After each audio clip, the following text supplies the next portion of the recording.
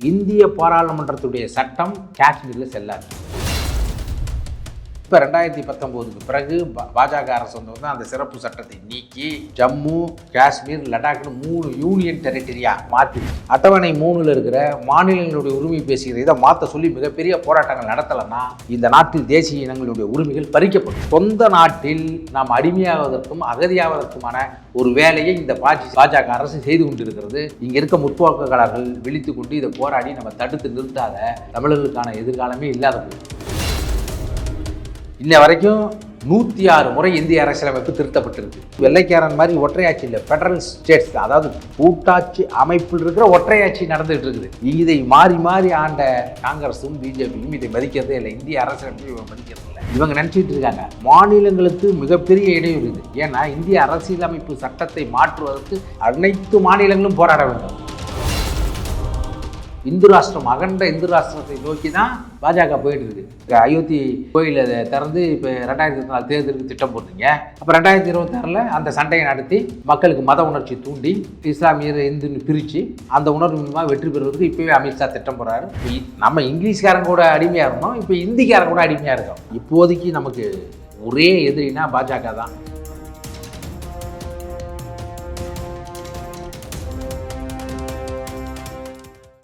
வணக்கம், நலமா இருக்கிறீங்களா? நலமா இருக்கு. இன்னைக்கு நாடு முழுவதும் ஒரு சர்ச்சையை ஏற்படுத்தி இருக்கக்கூடிய ஒரு சம்பவம், இந்த ஆர்டிகல் 370 நீக்கப்பட்டது செல்லும் அப்படின்னு நீதிமன்றத்துடைய உத்தரவு இன்னைக்கு எல்லா பக்கமும் பரவலா பேசுறாங்க. நாடு முழுவதும் ஒரு அதிர்வலை ஏற்படுத்தி இருக்கு. முதலில் இந்த ஆர்டிகல் 370 என்ன சொல்கிறது அப்படின்றத மக்களுக்கு முதல்ல விளக்கமா சொல்லிடுங்க. முதல்ல இந்த 370 ரத்து செய்து செல்லும் அப்படின்னு உச்சநீதிமன்றம் சொல்லியிருக்கிறது அது ஒரு ஜனநாயக படுகொலை. அந்த 370ங்கிறாங்களே, அது என்ன ஜம்மு காஷ்மீர் அப்படிங்கும்போது இந்தியா சுதந்திரம் அடையும் போது இந்தியாவுன்னு ஒரு அரசியலமைப்பு வரையறுக்கப்படுது. அது என்ன பண்ணுவாங்கன்னா அரசியல் சாசன நிர்ணய சபைன்னு ஒன்று உருவாக்குறாங்க. சட்டம், அதாவது அரசியலமைப்பு உருவாக்குது. அதுக்கு 290 பேர் பிரிட்டிஷ் இந்தியாவில் இருக்கிறவங்க உறுப்பினராக இருக்கணும். அதுக்கப்புறம் சுதேசி சமஸ்தானங்கள் இருக்குது. அதாவது பிரிட்டிஷ் இந்தியா ஆளுகைக்கு இல்லாத ஹைதராபாத் நிஜாம், இவங்க பிரான்ஸுடைய கட்டுப்பாட்டில் இருக்க பாண்டிச்சேரி, போர்ச்சுகல்ல இருக்க இந்த மன்னர்களுடைய ஆட்சின்னு சொல்லக்கூடிய இல்லாத மன்னர்களுடைய ஆட்சியும் இருக்குது. அவங்களிலேருந்து ஒரு 73 பேர் தேர்ந்தெடுக்கணும். அது மக்களால் நேரடியாக தேர்ந்தெடுக்கப்படுறதில்ல, 10 லட்சம் பேர்த்துக்கு ஒருத்தராக. அதில் ராஜேந்திர பிரசாத் அந்த அரசியல் சாசன நிர்ணய சபையினுடைய தலைவராக. அதில் காந்தியும் கிடையாது, ஜின்னாவும் கிடையாது. அது நேரு, சர்தார் வல்லபாய் பட்டேல் இவங்கெல்லாம் இருக்காங்க. இவங்க இந்த இந்தியாவை இந்தியர்களே ஆளுவதற்கான ஒரு அரசமைப்பு உருவாக்குறதுக்கு வரும்போது 1935 பிரிட்டிஷ் அரசோடைய இந்திய ஆக்ட் ஒன்று இருக்குது. அது பிரகாரம் தான் அதை அவங்க வாங்கி அவங்க என்ன பண்ணுறாங்க, அரசியல் நிர்ணய சபையினுடைய டிராப்ட் வரைவு குழு ஒன்று தயார் பண்ணுறாங்க. 15 குழு போடுறாங்க. அதில் வரைவு குழுவில் போடுறாங்க. அதில் அந்த டிராப்ட்மேட் கமிட்டியினுடைய தலைவர் தான் ஐயா அம்பேத்கர் அவர்கள். அந்த 5 பேரில் பார்த்தீங்கன்னா கோபால்சாமி ஐயங்கார், அல்லாடி கிருஷ்ணசாமி ஐயர், KM முன்சி, முகமது சாதுல்லா இவங்கெல்லாம் போடுறாங்க. அதில் இன்னொருத்தர் மில்டர் கைத்தான் நினைக்கிறேன். 2 பேரில் ஒருத்தர் இறந்துடுறாரு, ஒருத்தர் ராஜினாமா பண்ணிடுறாரு. அப்போ அல்லாடி கிருஷ்ணசாமின்னு ஒரு ஐயரையும் உள்ளே கொண்டு போடுறாங்க. இதில் பாருங்கள், இந்த நாட்டினுடைய அதிகபட்சமான பிற்படுத்தவர்கள் இருக்கும்போது அவர்கள் சார்பாக அங்கே யாருமே இல்லை. அந்த சட்டம் இயற்றுவதற்கு எல்லாமே ஐயங்கார். அதாவது அந்த சுதந்திரம் பெறுவதற்கு முன்பாக 1947 அந்த கட்டமைப்பு இல்லை, சுதந்திரம் அடைந்த பிறகு 1947 சுதந்திரம் அடையுது. அதுக்கு நம்ம ஒரு அரசமைப்பு சட்டத்தை உருவாக்கணும் இல்லையா? அப்போ தேர்ந்தெடுக்கிற போது நீங்கள் பாருங்கள், இந்த நாட்டினுடைய பெரும்பான்மையாக அப்போ 30 கோடி மக்கள், 35 கோடி மக்கள் இருந்திருக்கலாம், 50 கோடி கூட கிட்டத்தட்ட. ஆனால் பெரும்பான்மையான பிற்படுத்தப்பட்டவங்களுடைய ரெப்ரசன்டேட்டிவ் அங்கே யாருமே இல்லை. ஒரே ஒருத்தர் இருக்கார், ஐயா அம்பேத்கர் அவர்கள், ஒரு இஸ்லாமியர், மீதி எல்லாமே ஐயங்கார் தான். ஆமாம் ஆமாம். அவங்க கிட்டத்தட்ட உலகத்திலேயே மிகப்பெரிய அரசியலமைப்பு சட்டம் இந்தியாவுக்கு தான். 395 உறுப்பு இருக்குது. ஆர்டிகல் 395 அளவுக்கு இருக்குது. 12 அட்டவணை இருக்குது. மற்ற நாட்டெலாம் இவ்வளோ பெரிய சட்டங்கள் கிடையாது. இந்திய அரசியலமைப்பு சட்டம் தான் உலகத்திலே மிகப்பெரிய அரசியலமைப்பு சட்டம். அதை வந்து ஐயா அவருடைய தலைமையில் வச்சு கிட்டத்தட்ட 141 முறை இந்த அரசியல் நிர்ணய சபையினுடைய உறுப்பினர்கள் கூடி 7000 திருத்தத்தை கொண்டு பண்ணியிருக்காங்க. பண்ணி அதில் 2600 பக்கமாக தான் ஏற்றுக்கொள்ளப்பட்டு நவம்பர் மாதமே அது வந்துடுது. ஆனால் அதுக்கப்புறம் எல்லா சட்டங்களும் முழுமையாக ஏற்றுக்கொள்ளப்படாமல் ஜனவரி 26, 1950 அது நடைமுறைக்கு வரும்போது தான் அது குடியரசு தினங்கிறோம். குடியரசு தினம் அதுதான் அரசியலமைப்பு சட்டம் வந்து ஏற்றுக்கொண்டு இந்தியா முழுக்க. அந்த நேரத்தில் இந்தியாவில் காஷ்மீர்லாம் இணையில.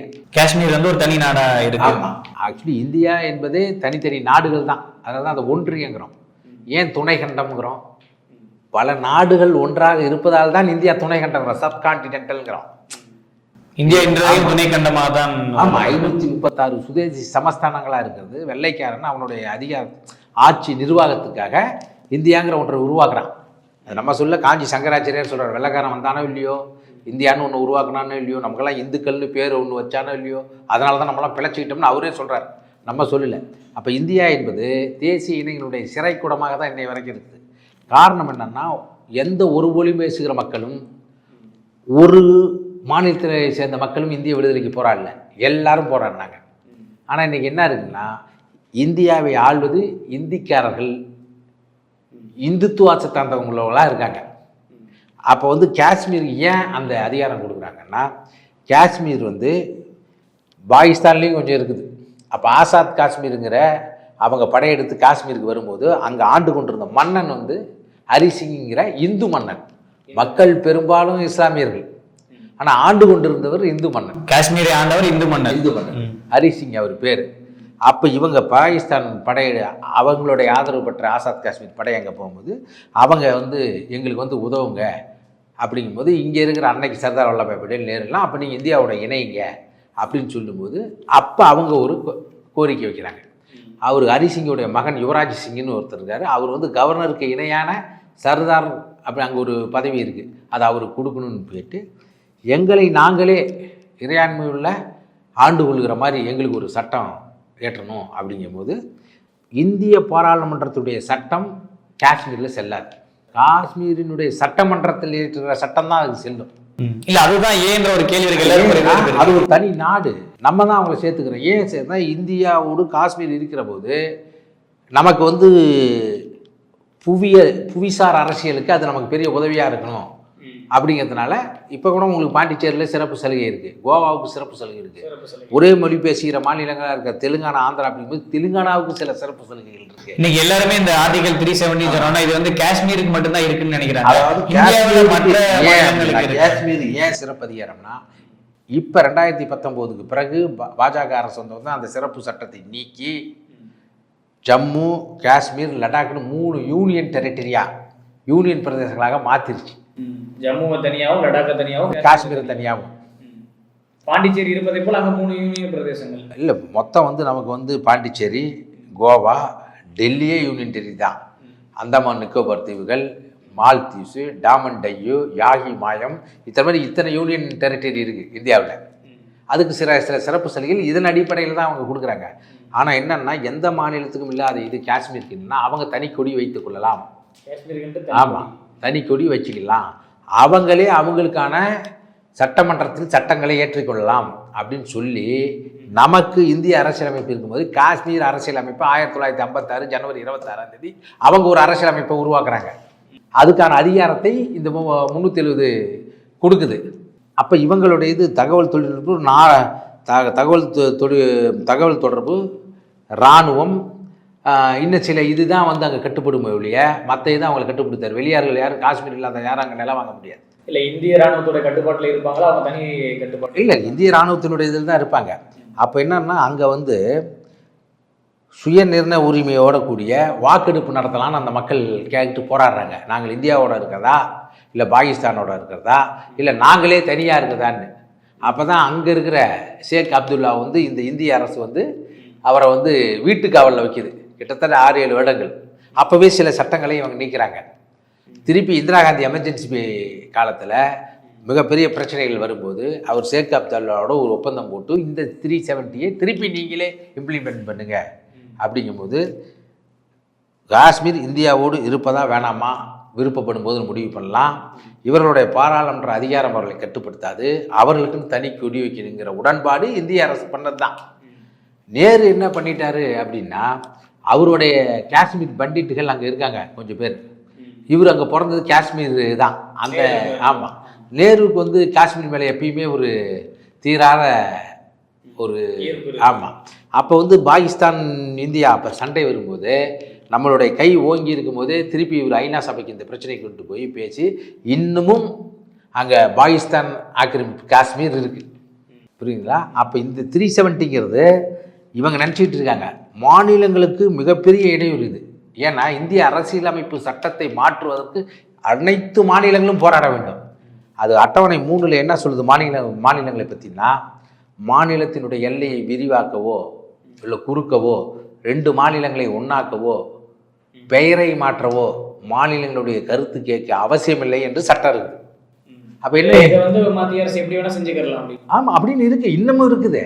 அதெல்லாம் இவங்க ஒத்துருக்கக்கூடாது. அப்போ இந்த இந்திய அரசியலமைப்பு இருக்கும்போது இது வந்து வெள்ளைக்காரன் மாதிரி ஒற்றையாட்சி இல்லை, ஃபெடரல் ஸ்டேட்ஸ். அதாவது ஃபெடரல்னா கூட்டாட்சி அமைப்பு. கூட்டாட்சி அமைப்பில் இருக்கிற ஒற்றையாட்சி நடந்துகிட்டு இருக்குது. எமர்ஜென்சி காலத்தில் மட்டும்தான் அப்போ சட்டம் இந்தியா ஃபுல்லாக ஒரே மாதிரி இருக்கும் அப்படிங்கிற ஒரு இது இந்திய அரசியலமைப்பு இருந்தால் கூட இதை மாறி மாறி ஆண்ட காங்கிரஸும் பிஜேபியும் இதை மதிக்கிறதே இல்லை. இந்திய அரசியலமைப்பை மதிக்கிறது இல்லை. அந்தந்த மாநிலங்களில் இருந்த அப்போது இருந்த தலைவர்கள் தேசிய கட்சிகளை சார்ந்த தலைவராக இருந்ததனால் அதை எதிர்த்து போராட விட்டாங்க. முதல்ல இந்திய அரசியலமைப்பை முதல்ல திருத்தம் கொண்டு வந்த மாநிலம் வந்து தமிழ்நாடு தான். ஆமாம், இன்ன வரைக்கும் 106 முறை இந்திய அரசியலமைப்பு திருத்தப்பட்டிருக்கு. 106 முறை திருத்தப்பட்டிருக்கு.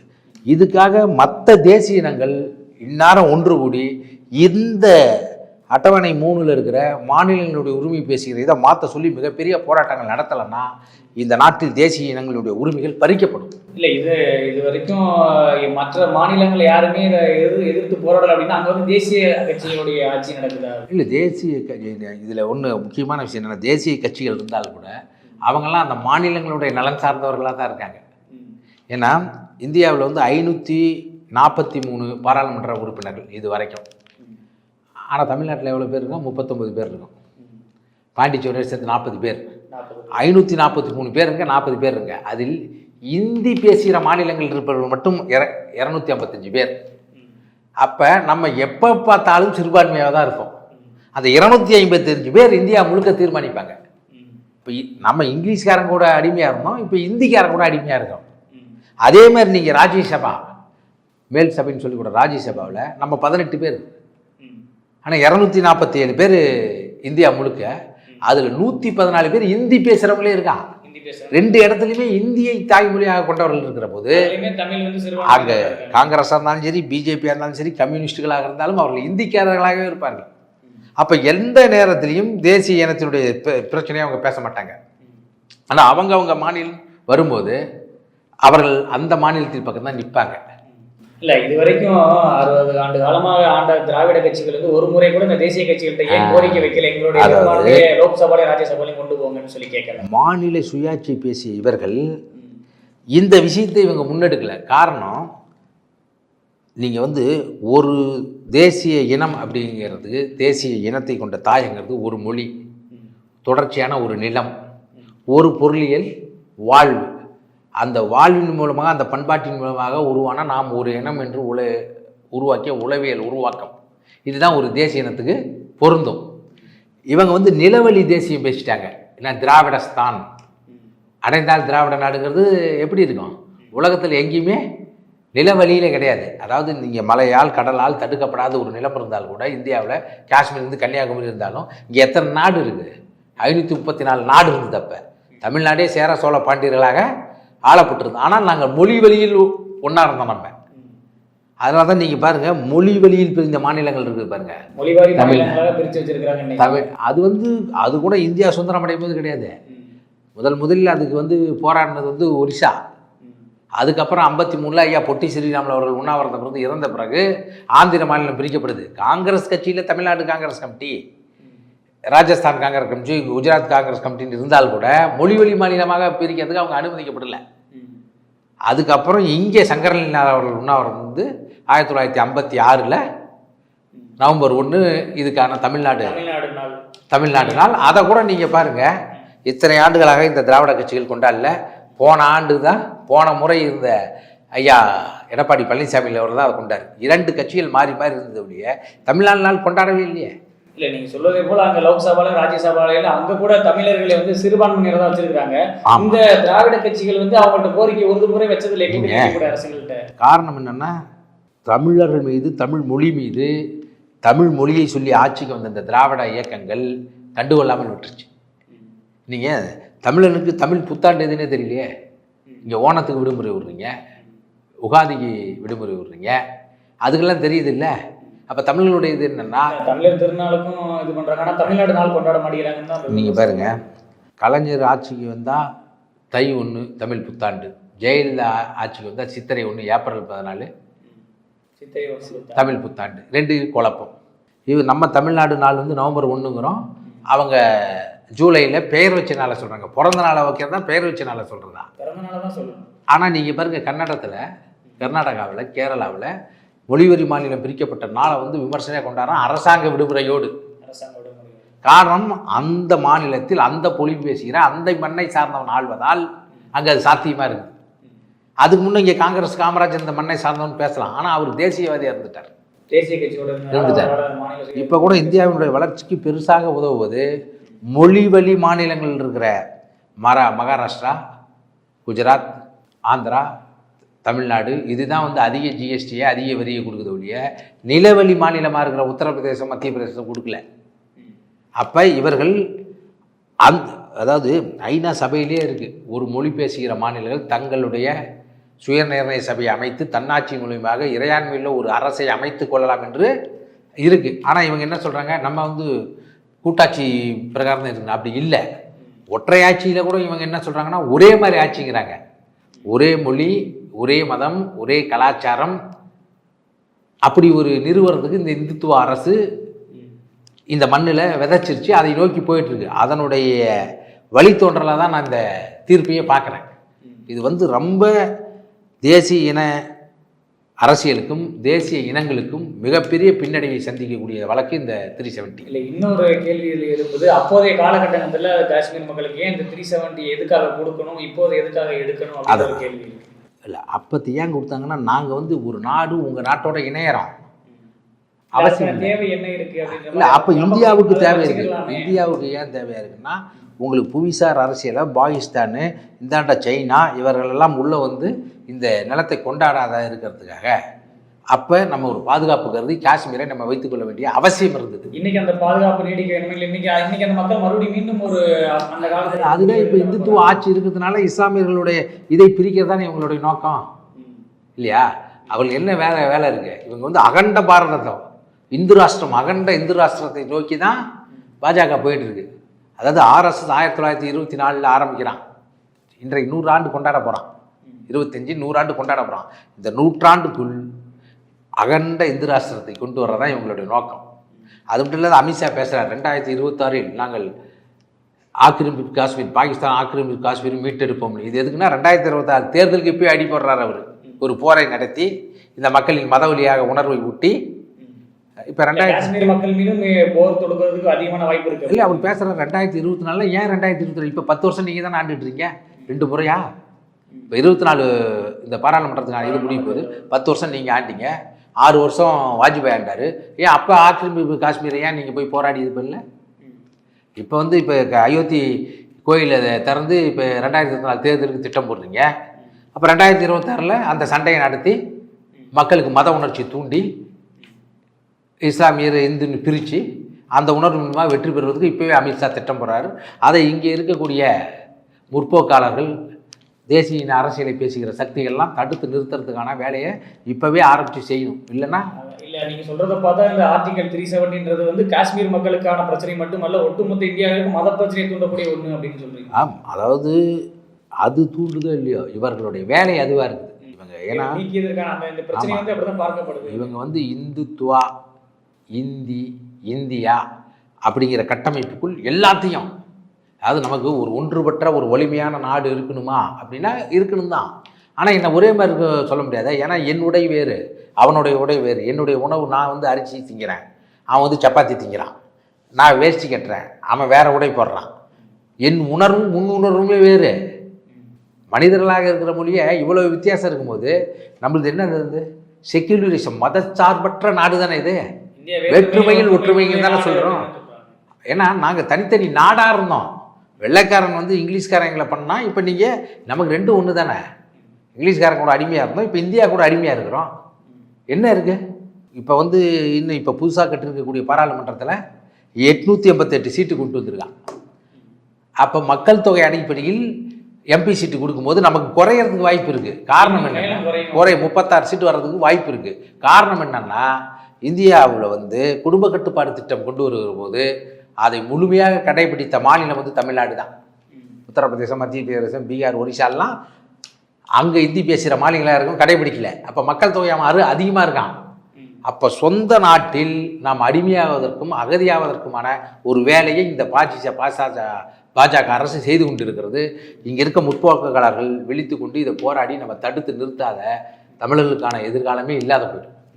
இல்லை, இதற்கான அடுத்த கட்டமாக தமிழ்நாட்டில் இருக்கக்கூடிய முற்போக்காளர்கள் என்ன செய்யணும் அப்படின்னு சொல்ல வரீங்க? இல்லை, இவங்க என்ன பண்ணணும் அப்படின்னா, இப்போதைக்கு நமக்கு ஒரே எதிரினா பாஜக தான். தமிழர்களுக்குன்னு பார்த்தா ஆரியம் திராவிடம் தான் நமக்கு எதிர். அப்போ ஒட்டுமொத்த முற்போக்காளர்களும் தமிழ் தேசிய சிந்தனை உள்ளவர்களும் ஒரு பொது வேலை திட்டத்தை வகுத்து அதுக்கான ஒரு பெரிய போராட்டங்களை முன்னெடுக்கணும்.